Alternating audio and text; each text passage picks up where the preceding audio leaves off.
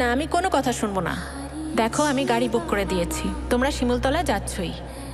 নিমেষে এক ঝড়ে এক সে শান্ত যেন শরতের আকাশ, অন্য সে চঞ্চল বুন নদীর উচ্ছ্বাস, জোড়া শালিকের মতো শুনছো?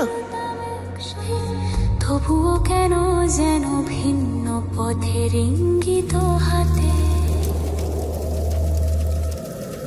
দিনের আলোয় এক রাতের আধারে ভিন্ন যেমন চাঁদ আর সূর্য, তবু একই গগনের একজনের চোখে জল, অন্য জনের চোখে আগুন, একজনের বুকে ভয়, অন্য জনের মনে ফাগুন। হাসি আর কান্নার এই দোলা চলে, জীবন চলেছে বয়ে এক অদ্ভুত খেয়ালে। ভালো থেকো।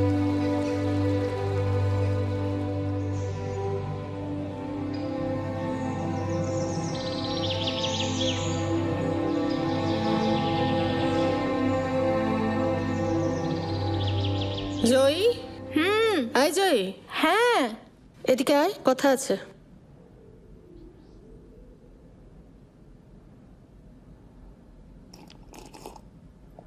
তুমি বলবে? ঠিক আছে, বস। বলো। তোমার তো এখন বিয়ের বয়স হয়েছে। আসলে তোমার জন্য আমরা একটা ভালো ছেলে দেখেছি, আর ভাবছিলাম তোমার বিয়েটা দিয়ে দিলে আমাদেরও একটু। তোমরা আবার সেই একই ভুল করছো। তোমরা ইস্যুকে দেখলে না, জোর করে বিয়ে দিলে। কি হলো তারপর? কেন? ওর বিয়ে দিয়ে আমরা কি কিছু দোষ করেছি? আর ওর স্বপ্ন? আমরা কি ওর ভালো চাই না?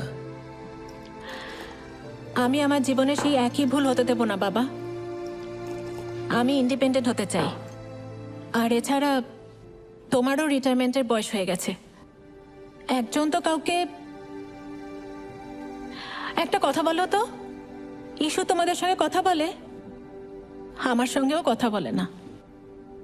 একমাত্র আমিই ছিলাম যে ওকে সাপোর্ট করতাম। সেদিনকে ওর বাড়ি গেলাম,